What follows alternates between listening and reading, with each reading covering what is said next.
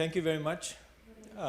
It is really unfortunate that the conference had to be cancelled, but then the laws of nature are much stronger than of humanity, so we have to abide by those. But I'm really happy to the association, to Alessandria, for inviting me to come today, this morning, to at least share some of our work. I always believe that quality is better than quantity, and I'm sure I have some of the best audiences here, so I hope to share with you. It's a pleasure to meet Professor Bianchi here this morning. We just heard that he's now a UNESCO chair, so I'm looking forward to a lot of collaborations in the future. I'm going to kind of put my talk today in maybe 3 stages. One is a little bit about the Institute and the approach that we took.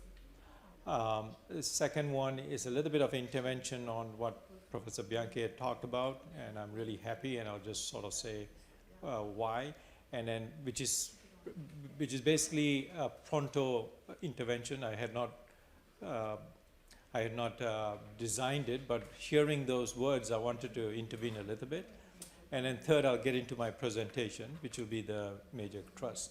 The Institute is a Category 1 UNESCO Institute. What do I mean by Category 1? We have many Category 2 institutes which are primarily under the governance of the country itself. It doesn't have to adhere to UNESCO rules and regulations. It's pretty autonomous. The only thing that the obligation is to contribute towards UNESCO's broad areas of work.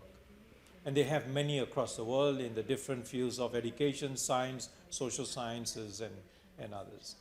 A Category 1 is a lot more difficult. It takes a lot of process. It has to go through the General Conference.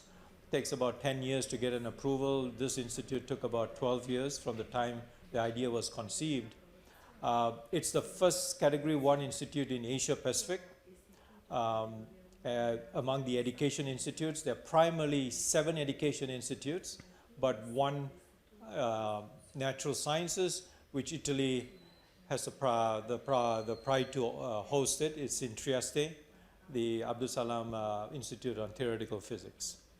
So with a Category 1, which is the Mahatma Gandhi Institute, it's the first institute with a name actually among the education institutes. So let me put the full name. It's such a long name, I always tend to get it mixed up, but it's the Mahatma Gandhi Institute of Education. So 2 key words, Mahatma Gandhi, education, for peace and sustainable development. But MGIP is what its acronym stand for. It was so long we forgot to put the S.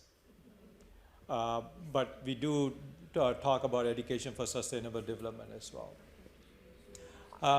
I had the pleasure of being the inaugural director, so we didn't have any programs before this, any work programs, basically to design what this institute is going to stand for. And very early on with the board, we have a governing board, we decided that this should not be a Gandhian institute, because there are many and many Gandhian institutes, just not within India, but also across the world. And we also felt, and it took us about a year or so muddling through this literature, muddling through the works of all the different institutes, that we figured that what was important is not to convey the ideas and thoughts of Gandhi. That's important. I'm not saying that's not important. But really try to see how we can get behavioral change at the individual level of what we think we can aspire to be a Gandhi. That's a lot more difficult. And the interesting thing with Gandhi was, it was not like he just became a Gandhi. It took a whole lifelong. And even later on in his life, he had to apologize for being a racist when his time in South Africa. Yeah? But it's a life of experimentation and life of experience. And that's what one should convey to our younger generation, is that it is a life of experimentation and experience, and it's okay to make errors. It's okay to acknowledge faults, but the learning process is important. And so that's where we focused on is on trying to get behavioral change at the individual level to be a Gandhi. And we were lucky enough at that time to have this emerging literature from especially the sciences of learning and the neurosciences, where there was so much of interesting work on this field of social and emotional learning. Within UNESCO, they call it the soft skills. I call it the super hard skills, because, man, personally, it's so much easier to learn maths and science. I'm a bit language challenged, so for me, language becomes a problem as well. But I still think trying to develop the competencies of mindfulness, self-regulation, emotion regulation, empathy, and compassion are so difficult. I call it the super hard skills. And that's what the Institute has been focusing on, right? And I'll talk a little bit about how we go about that. And so over the last 4 or 5 years, that's where we've been focusing on bringing in some of the best researchers around the world. And for, the usual suspects are the Americans, the Canadians, but I've been hearing that there's a lot of work on socio-emotional in Italy. We're trying to gather all these because it is so important for socio-emotional learning to understand the context and the culture and the language that it comes from. And that's really critical, because a one-size-fits-all will not work, just like a one-size education will not work as well. So that's what the Institute is really about. The next thing that we also focus on is we always get, because we live in a country in India where it's got 1.25 billion and still increasing, we need to scale up. So if we develop these programs and we say, well, it works well with 20 kids or 30 kids, the minister looks at me and says, I have 230 million kids. How am I going to handle this? And so scaling up was always at the back of our mind. And so very early on, we decided to invest our resources in building our own learning platform. We call it curricular development platform as well, because we were not happy with many of the platforms that were being provided by Google School, by Microsoft, or any of the big companies. And I'll talk a little bit more about data. And this is where, with Patrizio, if I might, talked about data and artificial intelligence. With data comes responsibility, because there was an article in The Economist, this is the new gold. It's so powerful, it's so valuable, and it could be misused incredibly as well. So we have to be very careful about that. And so at that early stage, we felt that an organization like UNESCO and an institute, a research institute under UNESCO's auspices, should provide such a platform, open source, completely providing protection for the student, and to be offered to the countries around the world, and not to be under the clutches of some of the big multinational corporations. I'm really happy now to the second part is, so the Institute is in New Delhi. We're a small institute. We have about 35 staff with about 27 program staff. Very young staff. I think the average age, the medium age is about 28. The average age is about 35, because I'm the old guy, I bring down the average. But the medium is about 28. We kind of pick people who are really thinking out of the box. One of the things I like to say, when we had an independent external evaluation recently, after 5 years, is part of our statutes, the external evaluator who was chosen by headquarters, who has done evaluations of a lot of UNESCO entities, headquarters, as well as other institutes, his main message, and I really liked it, is that the Institute behaves like an aggressive startup, unlike any other UN or UNESCO entity. And I took it as a compliment. I'm not sure about headquarters, but I took it as a compliment. Because we basically break the bar. We always think out of the box. Anything that's crazy, we say, let's go with it. So we do games a lot, digital games. We visited Ubisoft in Montreal, trying to explore if Assassin's Creed could be used in a more useful way for learning history. We worked with other major gaming companies. We had a major game competition of $100,000. A Hungarian team won that. Now it's on Apple as well as Android store. We have already had 50,000 downloads. We have a curriculum built around the game. So we do a lot of interesting things. So that's what the Institute stands for. I was very happy to hear Professor Biachi's intervention on human development, because I'm a real fan of Amartya Sen.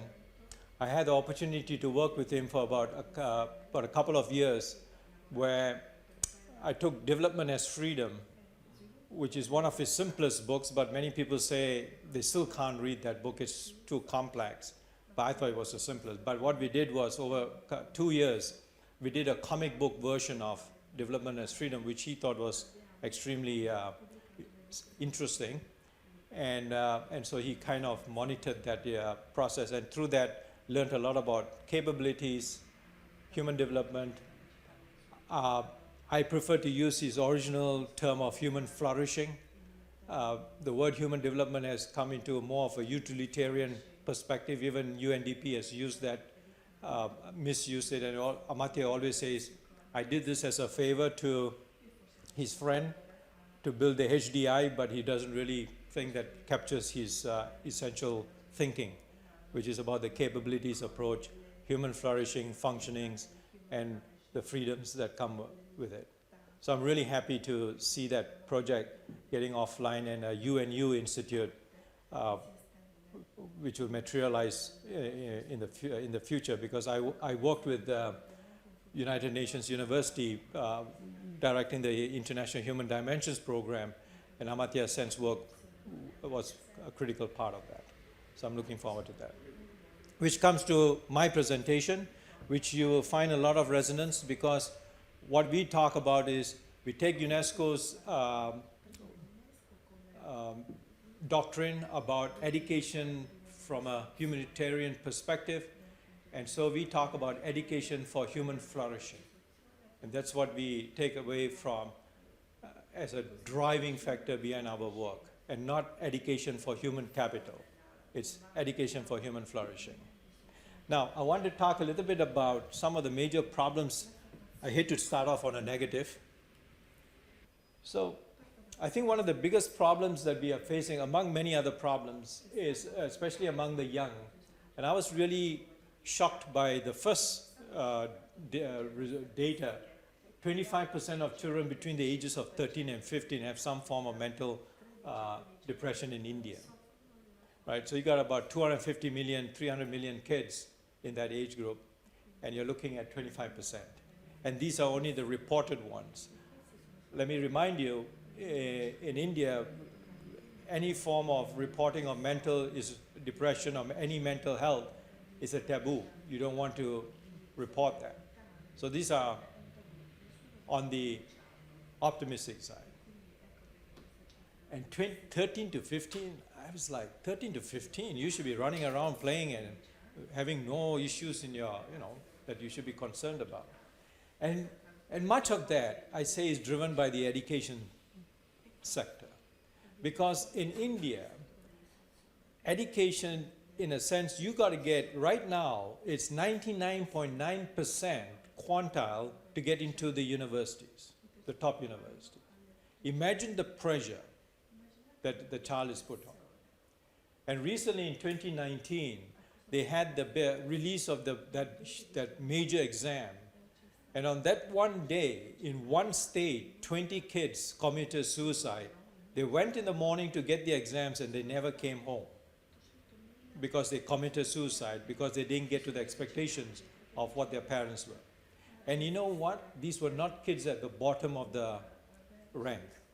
These kids in a society like us would have been considered as achievers, but still not in the 99.9%.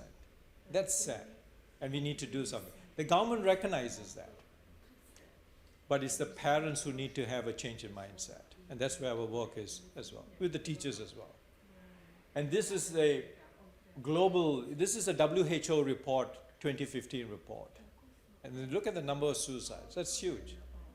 I'm not sure why we're not reacting to that as we are reacting to the coronavirus. I just don't understand this misconnect. Now these are some of the major,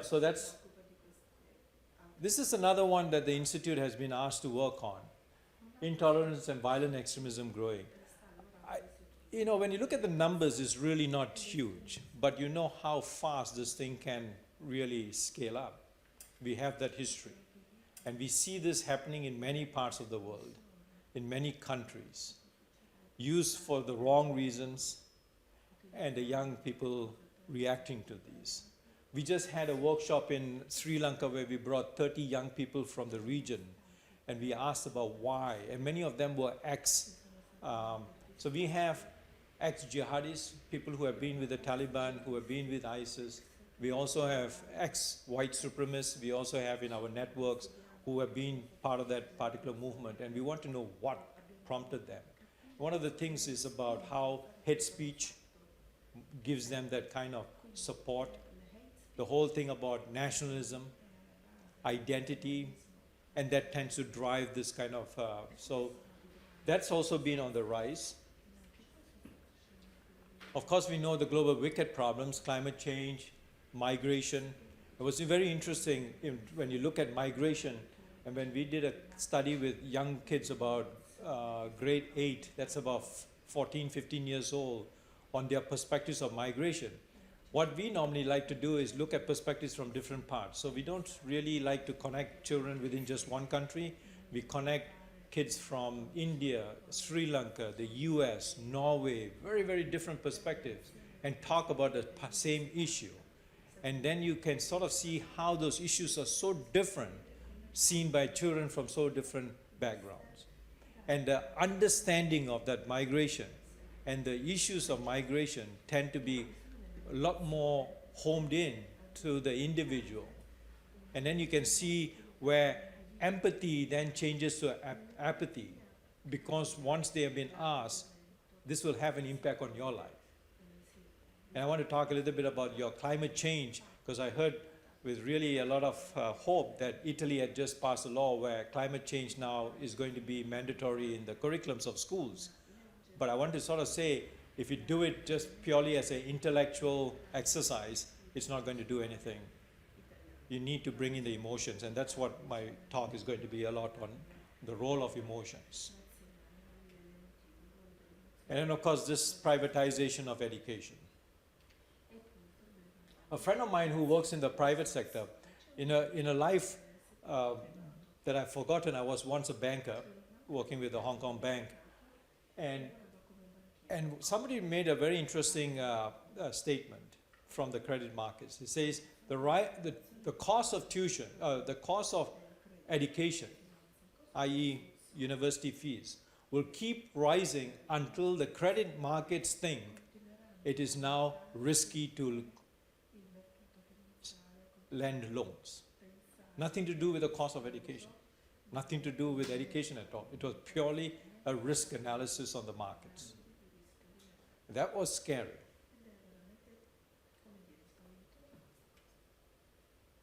So the current education system, I don't need to tell you about our current education system. Many of us have gone through it. One of the things that drove me to start on the education, my previous life, I was primarily modeling economic and ecological systems. Lived in a nice ivory tower where I just built nice mathematical models of these two systems. But a personal experience, in a sense, my eldest son was diagnosed with acute dyslexia very early on, but not early enough. So for most of his primary school, at least for the first 3 years, he went through hell. He was classified by his teachers as slow, dumb, to a point they didn't use the word stupid, but that's what we knew that they were saying. He was ostracized by the classmates because he couldn't read, he couldn't write. And then you get reactions, violent reactions, but luckily for us, he was diagnosed and we were sent him to. But then I looked at the school that he went to. I spent a lot of time in that school, and then my 2 daughters who were going in a traditional school, and I realized the school that he was offered should be the school that every kid should have. And it's not going to be a cost issue. The returns are so high that it makes sense to do this, and yet we don't. And so that's really what pushed me into it. And so we have this listen, don't question, rote memorization, material wealth. So basically we teach our kids to become really good workforces in an economic system.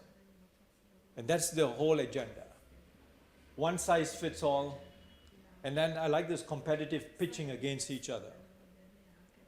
I remember when I came home from school and I sort of say, hey, I told, my mom was a teacher, and I said, I've hit 85%, I was 70, and she said, yeah, but who was the highest? I was like, what? What does that matter? I improved. No, who hit the highest? And so it's always against that person. It's like a never winning story here. And so that tends to, that's our system, rather than what I say, be your own benchmark. An education system where you be your own benchmark and you evaluate yourself against that. That's the system that we're looking for. I get a lot of problems when I give to teachers that last one, and there's a big pushback. But I think that, to be fair, not all teachers are that, but if you go to countries like India, Korea, and some of the others, it is a one-way dialogue, and this is how it is supposed to be. Things are changing, but a bit too slow, I think, for many of us. So what we need? An education for human flourishing. In a sense, it's for the self. It's about leading a happy life. And this is where the kindness thing comes in. And we'll talk a little bit more later. An education that is rooted in kindness. So rather than, when I say I hit 85% from 70, my mom says, great, and said, and did you help others to improve themselves? Rather than say who got the highest, did you help others to improve themselves? Is this wishful thinking? I don't think so. Neurobiologically, the good thing is science shows that we are wired for empathy, which is related with kindness. So why do we go against our nature? We're doing that. And I guess when you go against your nature, you tend to get into situations of depression, anxiety, and stress, because you're going against the natural flow. And a new approach based on science and evidence. So for somebody who's new in education, although people say you can't fall back on that guideline on you're new in education, you've already been there for 6 to 7 years, what I found was that there was very little science which has been used in education. And evidence. A lot of times it's just like, well, this is the way we have been doing it. So if you say rote memorization, do you have the evidence to show that this actually has worked? And what is the science behind this? To be fair, a lot of the science on the neurosciences of learning has been relatively new. Within the scope of science, 30 years is new. But that's its history, 30 to 40 years. We still don't have all the answers, but there's some good starting points for us to use to introduce into the school system. And I'll talk a little bit later about an initiative that the Institute has taken on to support something which the global initiative that UNESCO has taken on, if I have some time. So, the rational and the emotional pathways of the brain. And this is where the interesting thing comes in. If for many of you it might be natural, but I found it like, for somebody who's been trained so hard, and Professor Bianchi, who's an economist, will know that we have been trained in the rational behavior thinking schools. To bring in the notion of emotions seems to be so irrational. But yet the science shows that every action, every behavior is based on interflow between the rational and the emotional. And if it's a symbiotic network, you get a rational decision. But if it's not in symbiosis, you get an irrational decision. And I think that's where work by Daniel Ariely, how many of you have read Predictably Irrational by Dan Ariely? Great book. It was a New York bestseller, so it's not a technical psychology book. You can just take it off the bookstand. Predictably Irrational. And then, of course, Daniel Kahneman's work on Systems 1 and Systems 2 thinking all fall into this particular realm where decision making is basically many times irrational. And it's the interplay between the rational and the emotional. So what I want to talk to you here about is what the Institute is trying to do is to try to find a particular network in the brains. So there is no such thing as a thinking brain and an emotional brain, and I used to make that mistake as well. There is no such thing as that. It's always a network. It's whether what dominates that network is what defines your actual behavior. And so we got the critical inquiry part, the prefrontal cortex right up in the front part. That's our latest development.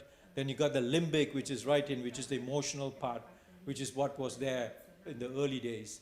And that's why when you find the development, young adolescents, teenagers, the limbic is already developed, but the prefrontal is still being developed. And that's why you get all these funny behaviors coming from the teens. That's why they say they're terrible teens. It's because the prefrontal, the rational part, is still developing, but the emotional is there, all well defined. So it's just all that hormones just been released at that point. So we have the critical inquiry, then we got attention regulation and sensory motor skills coming out here. And the real focus here is need to train the brain to tease out those empathy neurons to motivate behavioral change. I'm wondering if I have here. So that's the network that I want to, I hope this works. Yes. So that's the network that we want to activate. Yeah. Sometimes there is what we call, if you see that particular line here, is what we call the amygdala hijack, which means your emotions get control of your rational. And then you do all those irrational things, which maybe a few minutes later, or for some of us takes a little bit longer, and say, why did I ever do that? Or why did I say that? Because the emotions hijacked the rationale. And a lot of times that happens. It happens, unfortunately, a lot of times. Now, we can train the brain for this. And that's the whole thing of what we call the super hard skills. In common terminology, they call the soft skills.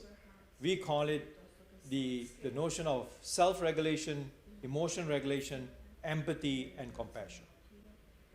Those are the four fundamental.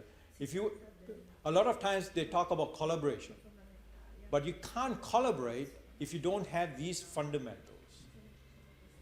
Because otherwise you collaborate for all the wrong reasons. Again, yeah.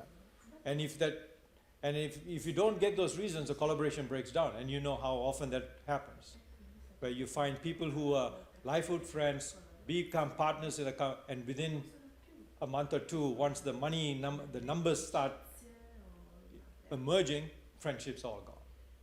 Because the self-regulation, the emotion regulation, the empathy, and I'm going to talk a little bit about what all these mean, are not really trained.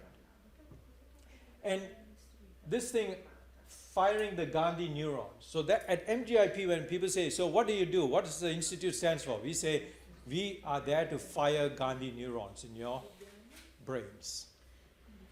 Who coined that word? It's a very famous neuroscientist from UC San Diego, V.C. Ramachandran, the guy who developed the whole notion of phantom limbs and the mirror neurons. So he, in his last TED talk, talked about empathy, mirror neurons as the Gandhi neurons. But we know that you need to fire those neurons to create those networks, because just not the neuron, it's the neural network that's important. And that's what we are trying to find. And some of the early studies say there is this network, but it needs to be trained and it needs to be activated. If you don't use it, you lose it. But if you train it, it emerges. That's the beauty of what they call neuroplasticity. Networks can be created till you die. It's not that once you reach my age, you're dead. Thank God for that. I thought I was done.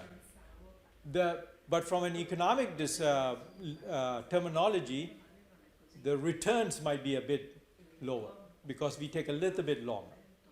The speed of neuroplasticity, the speed of creation of new neural networks happens the highest during the teenage years up to 24, 25. And it slows down, but it never dies. And bad networks can be deleted and new positive networks can be created.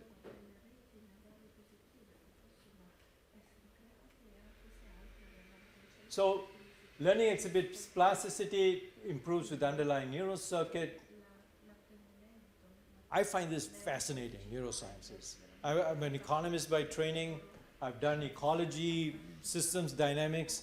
And when you start thinking about the brain and its systems, another great book I would suggest if you have time, it's a little bit difficult to read, but although it was still a New York bestseller, is Robert Sapolsky's book on Behave. And there he starts off that millisecond before you actually take an action to the seconds, to the minutes, to the hour, to the days, to the years, and then he goes back to millions of years for evolution. And it's incredible how you see that evolution of how we have gone through that dictates the way we behave.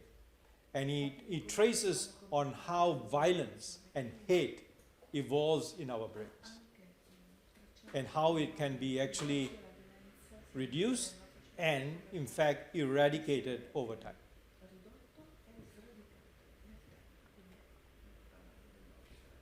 So this is our approach that we worked on. We looked at a lot of frameworks, the Cassell framework, which is one of the most dominant frameworks in the world. We looked at others. We think that we went to some of the work done by the Max Planck Institute in Germany, who's done some interesting work. We have on our board Richie Davison, who's like one of the biggest scientists working. He has his lab in University of Wisconsin. And what we do is, so we use this term mindfulness, but what mindfulness is about is developing your self-regulation and emotion regulation. So it's about being within yourself. It's about understanding the moment as it happens. And you're able to reflect on that and regulate that. So it's interesting, many people's, like I have a colleague who's from Japan, and she says, that's not good. Like in Japan, we have so much of emotion regulation. If you've been to Japan and you see how polite and the counter argument is that's not emotion regulation, that's emotion suppression. Emotion regulation is, it's okay to be angry, but you know that you're being angry and you know why you're being angry. And you're able to reflect on it. So it's not about suppression of your emotions. That's bad. So the whole notion of mindfulness is to understand your emotions, analyze your emotions, and then react. And sometimes it's okay to be angry. All right? And if you hit, understand why you're hitting. The second is empathy. Empathy training is about understanding the other, but from their perspective. Not about understanding the other from your own perspective, which is what happens all the time. When you see international negotiations, peace negotiations, you hear the other side speak, and then you counter with your side without really understanding from their perspective at all. So it goes back and forth, and you sort of understand what the hell is going on here. Why are they not? And that takes a lot of practice. We did an exercise, and this is part of our training, where you sit and listen to the other person. You write down what you listen to, and then you go back and tell to the person, this is what I heard from you. 80% of the time on that first round, the person says, no, that was not what I was trying to tell you. And then you start the dialogue. That's a really critical part of empathy training. It's called journaling exercise, reflection, dialogue, back and forth. Extremely difficult, because the tendency to put your perspective on this issue, which says, it's so rational. Why can't you see it from my perspective? It makes so much sense. Doesn't that sound familiar? I do that all the time with the kids. And then after this training, I kind of sit down and say, oh, okay, they have a valid point with the way they look at things as well. Then we have compassion. Compassion is the action part. So when you understand the other, you empathize with the other, and then if you just leave it as that, what's the point of the whole exercise? Compassion is to do something about it. The reason we brought compassion in, and this came out from an experiment in the Max Planck Institute, is you can have a lot of empathy and go into empathetic distress, which means you go into depression, because you don't do anything about it. So in India, this is really a high probability, because at every traffic light, you see little kids in the middle of winter, no shoes, hardly any clothing, they're always begging this. And if you're a human being, you feel for them, you want to do something, but there's so many of them. And a lot of people get depressed. They get angry. Why isn't the system? So how do you handle that? Is compassion training. To do something, even if it's a small thing, do it. And for children, this is a great action plan. And this is where the kindness comes in. Compassion is acts of kindness. Putting empathy to practice. Critical inquiry, the reason we put critical inquiry is the rational part. Because what we found is you can be mindful, empathetic, compassion, and you can still be a suicide bomber. Because you're mindful of yourself in terms of empathetic with the cause those others are, and you're compassionate by believing that by blowing yourself in the name of a greater good makes sense. But the critical inquiry requires you to now go through the process. Is this what the writings are suggesting? Is this what actually it means? And a lot of times when we have talked to ex-white supremacists or jihadis, they say when they go back, especially when they go back to the Quran, it doesn't say what they've been told to do. When they go into real details. And a lot of time they've been told by the people who are trying to recruit, you don't have to read the Quran. We know it, this is the message, this is from our leader, you should listen to that. But if they say, no, I want to read it and I want to question it. And critical inquiry, the way we develop it is questions, questions, questions. Until you are happy with the answers. So that's the approach that we use for all our curricula. So the difference between MGIP's SEL and other SELs is we don't train people on these separately, in a separate course. What we do is we take an issue, we take migration, or we take climate change. And then in the climate change, we go through the critical inquiry. What is climate change? What caused climate change? Who were the main emitters? Why? What happened? And then now the solutions. It's a continuous dialogue. And in that dialogue, we bring in the mindfulness in terms of when people get extremely irritated, they get angry, and then the empathy is to understand the others who are not willing to cut down their emissions, why, and why you don't want to cut down. So that's the process that we have taken. And the way we deliver it is called the Libre process. It's just freedom. It provides agency to the student. It's storytelling, narrative-based, makes it using case studies. We do a lot on digital. So we don't use the word ICT in our institute. We use the word digital pedagogies. It's not about just using digital instrument as a transmissive mechanism. It is a pedagogy by itself. And you can see different neural networks are being created when you use the digital. There's a fantastic picture that was Jane McDonald, who's one of the foremost leaders on gaming and education.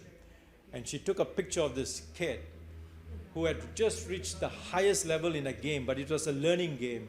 And you could see the sense of achievement.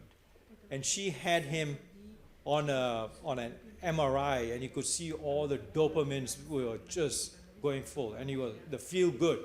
Can you imagine when you do a maths course and you feel that good? A few people do, but imagine multiplying that. So reflections, we do a lot of games and gamification, critical inquiry. You don't have to have all of them. It depends on the particular courses that you are. You can do this for maths, you can do this for science. So we have, right now we are building a course on maths for grade 8s, but having SEL involved in it. It's embedded into it. We don't believe on having a separate course or time for socio-emotional learning integrated into your schooling system. So one of the things with climate change, I put this very quickly when I heard Italy has just passed on. What's going to happen is they're going to do a lot of these things. Evidence, causes, solutions, very, very intellectual, information, rational part. Then we have this human well-being, and this is when the things start getting interesting: material wealth, health, personal security, and where you have to understand with the adaptation, how with adaptation you might have to have acts of kindness leading to positive or negative changes. So you want to have the discussion that if you want to cut down emissions, you might have to increase the price of gasoline. This is one of the most contentious issues. Every time a government tries to increase the price of gasoline, you have riots on the streets. All right? But you sort of say, this is one of the reasons that you have to. These are some of the trade-offs. There is no such thing as a free lunch. I disagree with that statement. Because the reason you are having a free lunch is we are not costing the cost of climate change into our present policies. The economists will know that. So that's the way that we will address climate change. In a sense, we will kind of start with this one particular, what is climate change?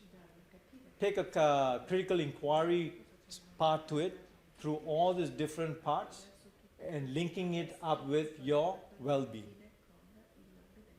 Because if you're going to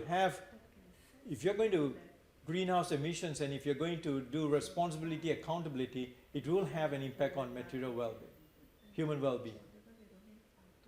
And if this is normally not linked to this, is when you have a one-sided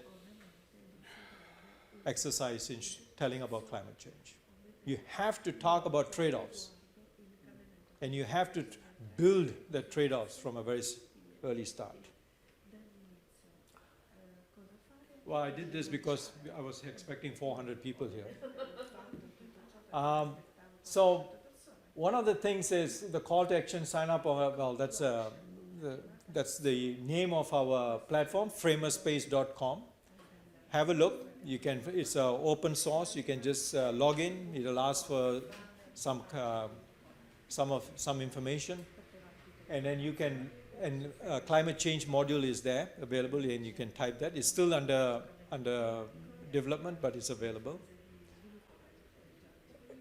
Enroll in our global citizenship course. We are having now 10 countries already involved, 5 schools from the 10 countries. We're looking for others who are interested. This is a pilot testing ground, so usually we like 5 schools from the country with very different socio-economic, demographic profiles. So we want to understand if certain variables have an impact on learning and stuff. And establish kindness clubs. We want to link up kindness clubs around the world where kids can connect, because I think the essential thing is they must connect across cultures, across countries, to understand that we live on one planet. So this whole drive by USA one, India one, Malaysia one is going to lead to, you only can have one, isn't it?